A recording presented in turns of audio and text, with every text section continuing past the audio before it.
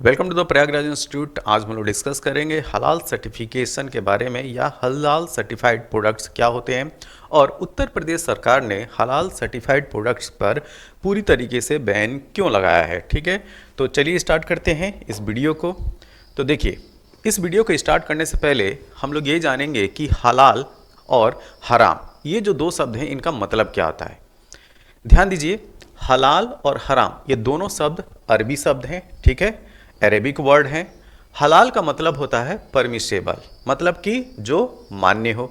मान्य किसके हिसाब से? इस्लाम धर्म के हिसाब से। ठीक है, इस्लामिक कानून के हिसाब से जो चीज़ परमिसिबल है, मान्य है, वह हलाल के अंतर्गत आता है। और इसका अपोजिट जो इम्परमिसिबल है, ठीक, अनलॉफुल इन इस्लाम है, जो इस्लाम में अमान्य है, वह किस में आएगा? हराम में आएगा। तो ये दो चीज़ें क्लियर हो गई हैं। अब यहाँ पे जो मान्य और अमान्य की बात है उसमें लगभग सब कुछ आएगा। पहनना ओढ़ना, खाना पीना, घूमना फिरना, सब कुछ। ठीक है, तो ये चीज़ क्लियर हो गया कि हलाल क्या है और हराम क्या है। अब बात आती है कि जो हाल फिलहाल में उत्तर प्रदेश में ये जो बैन लगा है, लोगों के अंदर जो ये जो माइंडसेट है ये है कि जो खाने वाले प्रोडक्ट हैं वही हलाल या हराम के अंतर्गत आते हैं, जबकि ऐसा नहीं है। एक क्लियर पिक्चर ये रखना है कि जो सारी चीज़ें इस्लामिक कानून या मान्यता के आधार पर हैं, जो मान्य हैं, वो सारी जो है वो हलाल होंगी। जो उसकी मान्यता या कानून के तहत नहीं है वो सारी चीज़ें हराम होंगी। वो खाने वाली चीज़ हो, चाहे पहनने वाली चीज़ हो, या मैं यहाँ कह रहा हूँ घूमने वाली जगह भी हो। ठीक, अभी इसको जो है हम लोग डिटेल में जानेंगे। जैसे कुछ चीज़ें ऐसी हैं जो हराम के अंतर्गत आती हैं इस्लाम में, जैसे कि जुआ खेलना, ठीक, शराब पीना और सूअर के मांस का सेवन करना। और इसके साथ में वह मांस जो मरे हुए जानवर का है उसका भी सेवन जो है वो हराम के अंतर्गत आता है। ठीक है, तो जो कंपनियां हैं या कुछ ये कहें कि कुछ एजेंसियां हैं, ऐसे प्रोडक्ट को जो है वो हलाल सर्टिफाई करती हैं, जिनको लगता है कि ये इस्लामिक कानून के तहत या इस्लामिक फेथ के आधार पर इनको तैयार किया गया है। ठीक, तो उनको जो है वो हलाल सर्टिफिकेट देते हैं। अब हलाल सर्टिफिकेट ऐसे प्रोडक्ट्स को लॉन्च करने के बाद, हलाल सर्टिफिकेट जो है ऐसे प्रोडक्ट्स को देने के बाद, जब इस फेथ में विश्वास करने, इस रिलीजन में जो विश्वास करने वाले लोग हैं, ठीक, मतलब कि मुस्लिम लोग हैं, वो क्या करेंगे कि ऐसे प्रोडक्ट को जो है वो ज़्यादा प्रीफर करेंगे। जैसे मान लें कि दो प्रोडक्ट हो, ठीक, एक हलाल सर्टिफाइड हो और दूसरा जो है वो हलाल सर्टिफाइड ना हो। तो जो इस्लाम को मानने वाले हैं, मतलब कि जो मुस्लिम लोग हैं, वो क्या करेंगे कि यार ये हमारे रिलीजन से रिलेटेड है, मतलब कि रिलीजन के में जो मान्यता प्राप्त है उसके तहत ये तैयार हुआ प्रोडक्ट है। तो वो क्या करेंगे, जो हलाल सर्टिफाइड प्रोडक्ट है उसको वो लेना जो है प्रिफर करेंगे। जो बी प्रोडक्ट है भले जो है वो अच्छा हो इनके कंपेयर में, लेकिन वो इसको नहीं लेंगे। तो यहाँ पे जो उत्तर प्रदेश सरकार है उनको ये लगता है कि यह जो मुस्लिम कम्युनिटी है उनके विश्वास के साथ एक तरीके का जो है वो एक झलावा है, एक धोखा है। क्यों? क्योंकि जो इस तरह के सर्टिफिकेट जारी करने वाली जो एजेंसियां हैं वो गवर्नमेंट के तहत नहीं है, ये सारी जो है प्राइवेट एजेंसियां हैं। भारत सरकार या कोई भी राज्य सरकार इस तरीके के सर्टिफिकेट, मतलब कि हलाल सर्टिफिकेट जो है वो जारी नहीं करता है। तो यहाँ पे जो है इसी बात को लेकर उत्तर प्रदेश सरकार को जो है ऑब्जेक्शन है। और इसके साथ एक जो फेयर कंपटीशन होना चाहिए मार्केट में, वो भी जो है वो गवर्नमेंट को नहीं दिखता है। यहाँ पे रिलीजियन सेंटिमेंट के आधार पर जो है वो प्रोडक्ट बेचे जा रहे हैं। तो इसके आधार पे जो है उत्तर प्रदेश सरकार ने इन बातों को ध्यान में रखते हुए उत्तर प्रदेश सरकार ने इन पे पूरी तरीके से बैन कर दिया है। ना तो इस तरह के मतलब कि हलाल सर्टिफाइड प्रोडक्ट ना तो स्टोर किए जाएंगे ना तो बेचे जाएंगे। ठीक है, तो ये पूरी तरीके से उत्तर प्रदेश में बैन है। अब इसी क्रम में अगर हम लोग बात करें कि हलाल और हराम, ठीक है, तो जैसा कि मैंने बताया कि जो पॉर्क मतलब कि जो सूअर का मांस है वह इस्लाम में पूरी तरीके से जो है इसको हराम माना गया है, ये इलीगल है। और जो मरे हुए जानवर हैं उनके मांस का सेवन करना भी हराम के अंतर्गत आता है।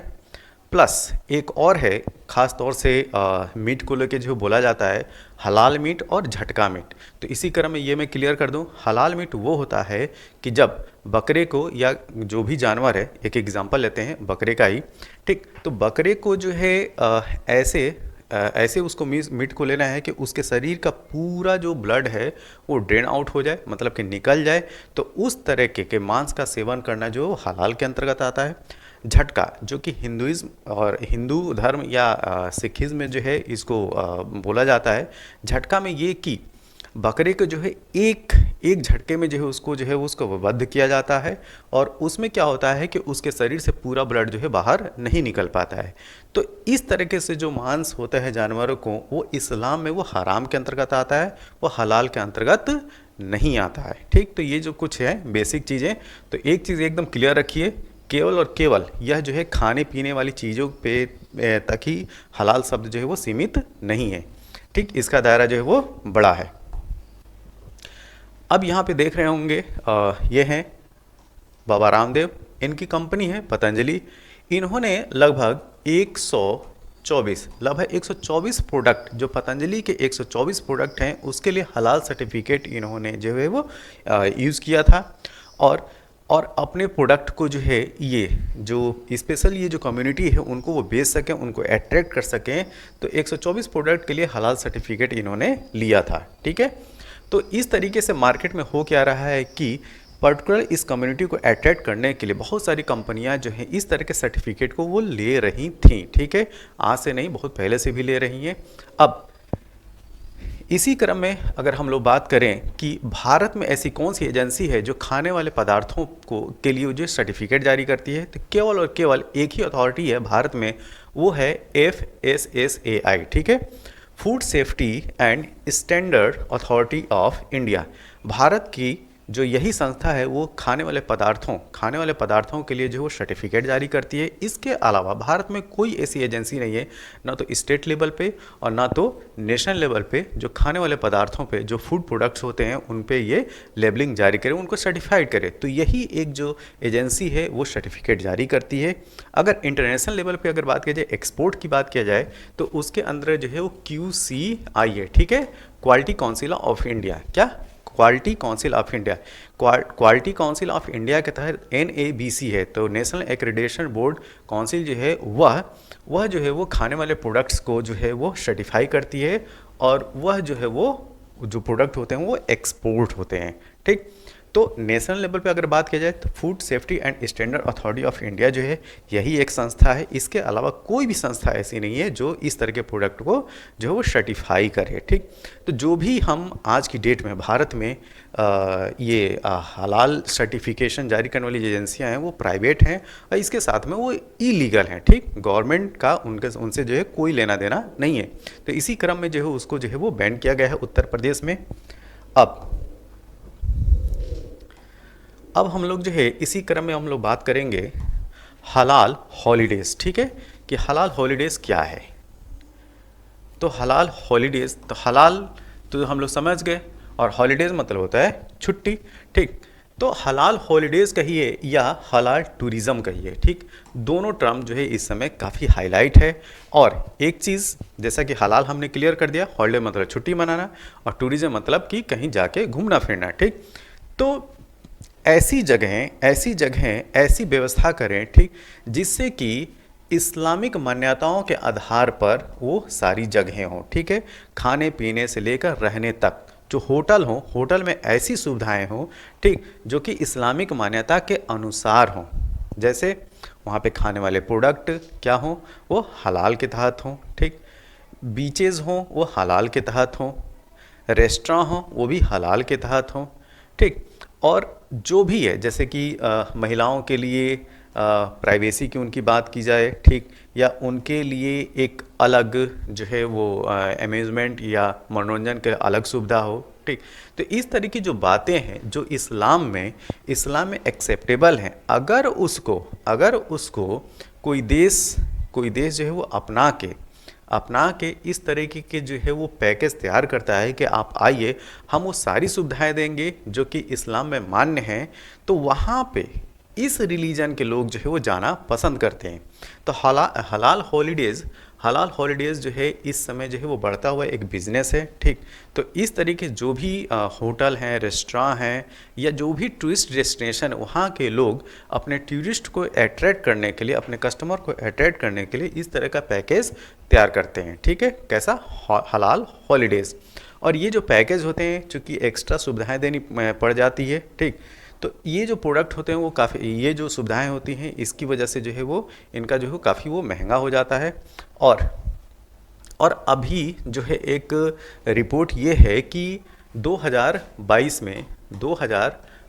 में ये हलाल हॉलीडेज़ या हलाल जो टूरिज़्म है 220 बिलियन डॉलर का, ध्यान दीजिएगा, 220 बिलियन डॉलर का यह मार्केट है। और इसके साथ में एक रिपोर्ट ये भी है कि 2030 तक, कब? 2030 तक वर्ल्ड टूरिज़्म में आधे लोग जो है वो मुस्लिम कम्युनिटी से बिलोंग करेंगे।